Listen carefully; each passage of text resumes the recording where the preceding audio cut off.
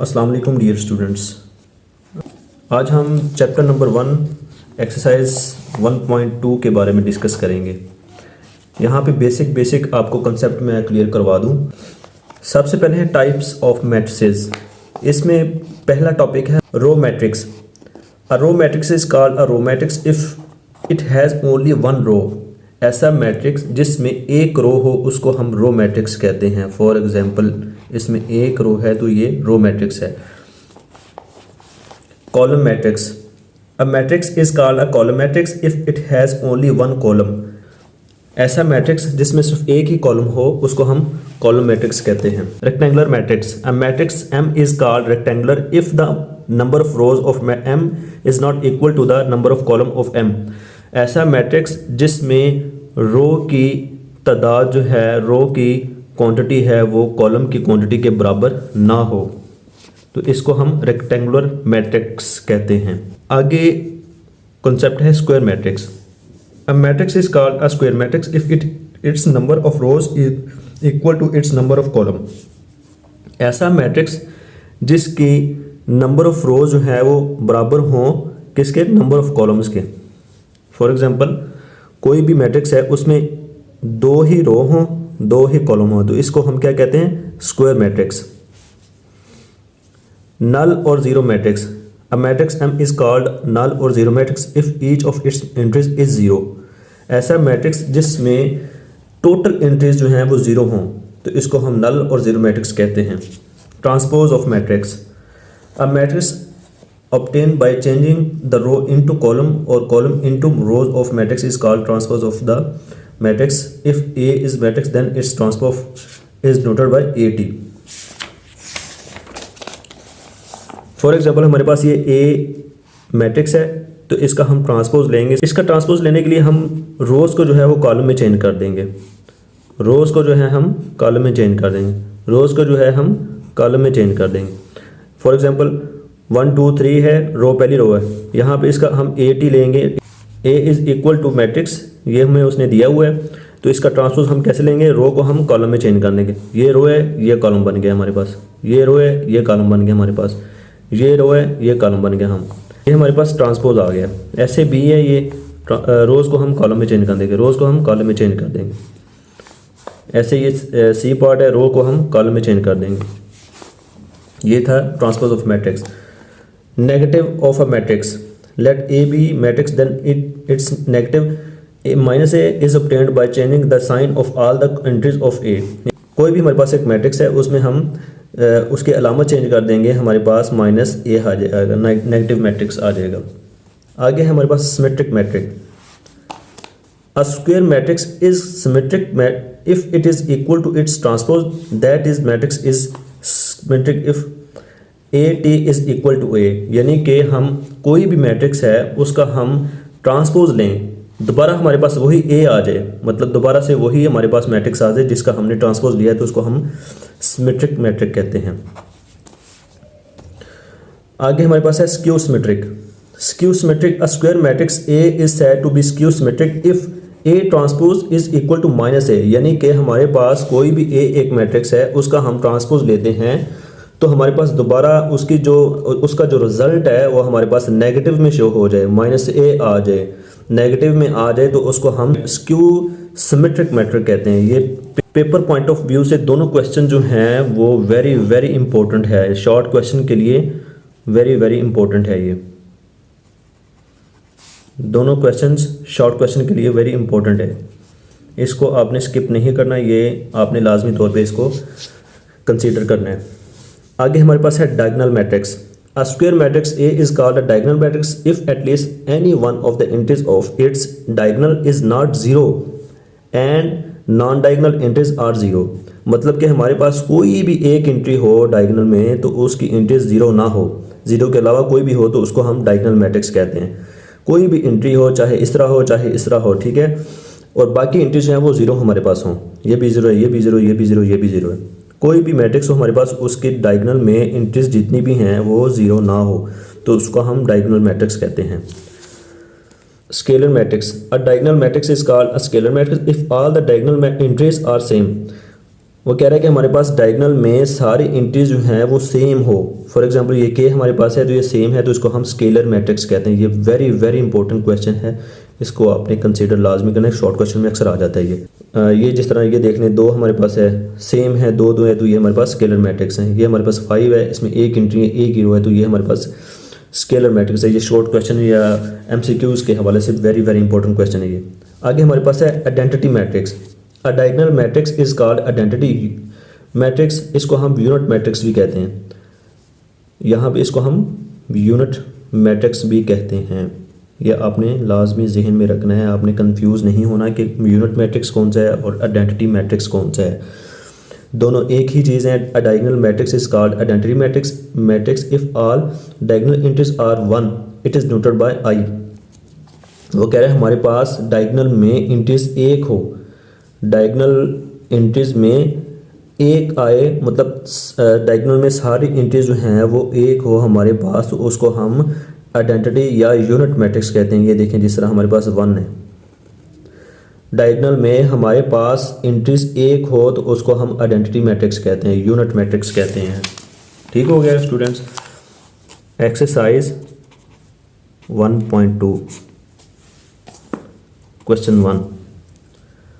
Question 1 में हमारे पास पूछ रहा है कि यहीं पे मैं आपको करवा देता हूँ बुक पे ही, शॉर्ट क्वेश्चन के हवाले से, MCQs के हवाले से। ये 1 2 3 question very very important question है, इसको आपने लाजमी कंसीडर करना है।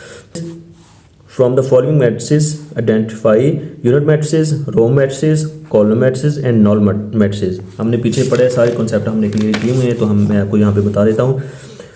वह है हमारे पास ये मैट्रिसेस हमें दिए हुए हैं, इसमें आपने आइडेंटिफाई करने का कौन कौन से जो है मैट्रिक्स जो हैं वो क्या शो करते हैं। ए इज़ इक्वल टू, ये हमारे पास सारी इंट्री 0 है तो ये होगा null matrix. B is equal to, हमारे पास बी में क्या है, एक रो है तो इसको हम रो मैट्रिक्स कहते हैं। सी में हमारे पास एक कॉलम है तो इसको हम कॉलम मैट्रिक्स कहते हैं। डी में हमारे पास ये एक डायगोनल में एक आ रहा है तो हम इसको क्या कहते हैं, आइडेंटिटी मैट्रिक्स, आइडेंटिटी मैट्रिसेस। आगे हमारे पास ई है, ई में हमारे पास 0 है, इसको हम नल मैट्रिक्स भी कहते हैं। आगे हमारे पास एफ है, एफ में एक ही कॉलम है तो उसको हम कॉलम मैट्रिक्स कहेंगे। आगे क्वेश्चन नंबर 2 में हमें पूछ रहा है कि from the following matrices identify square matrices, rectangular matrices, row matrices, column matrices, identify matrices, identity matrices, null matrices.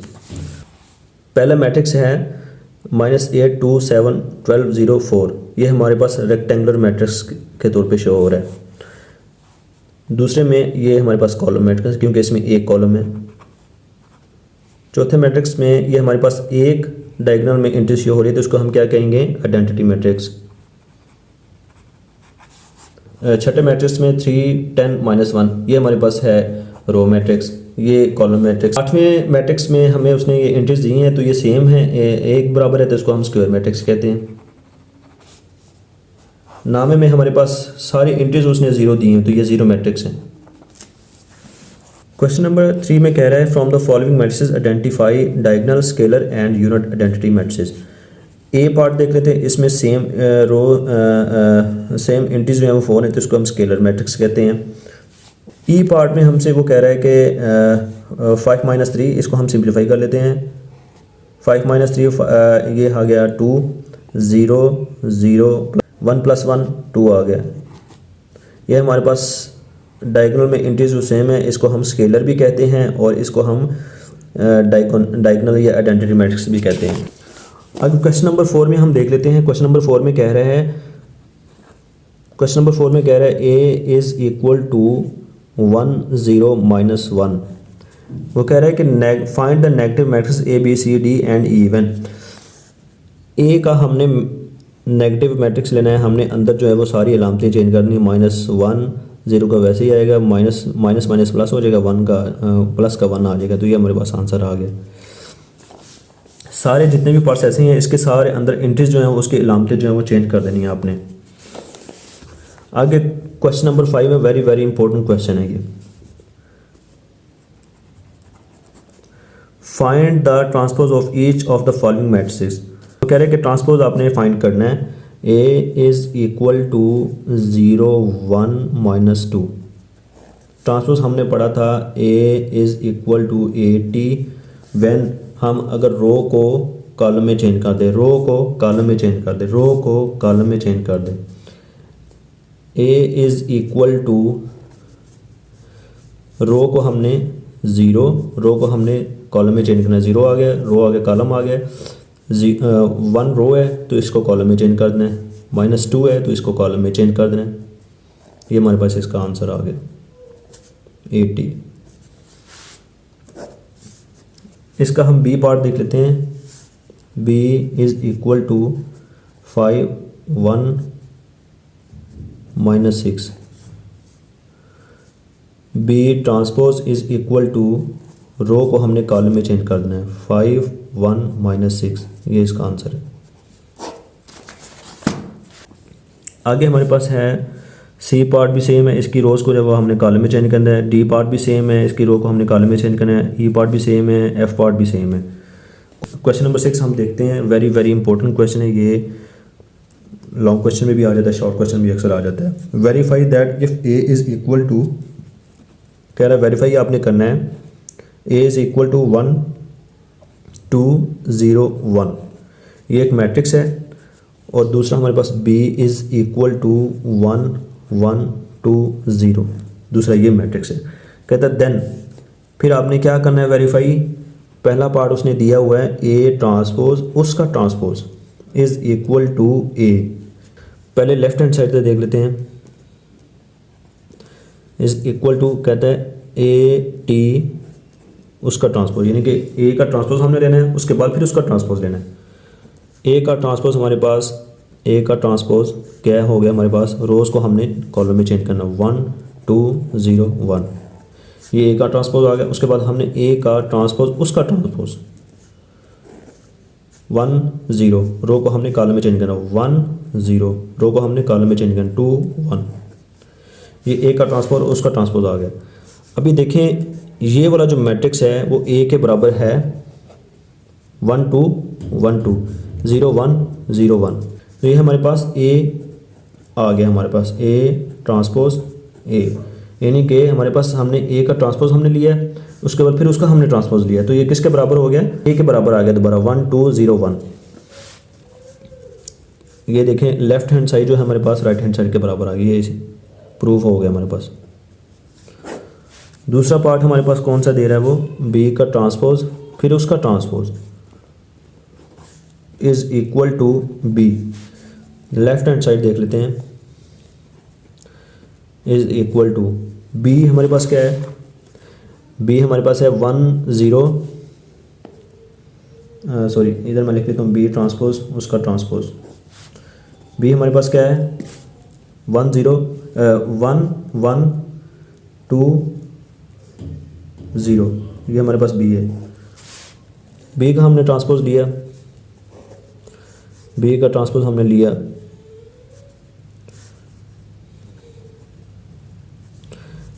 रो को हमने कॉलम में चेंज करना है, 1 1 2 0। ये बी का ट्रांसपोज आ गया, फिर उसका हमने ट्रांसपोज लेना है, बी ट्रांसपोज देन उसका ट्रांसपोज। इसको हमने रो को कॉलम में चेंज कर दिया, 1 2 1 0। अभी देखें ये दोबारा बी के बराबर आ गया, 1 1 2 0 2 0। Hence prove that is equal to b. यही आंसर है।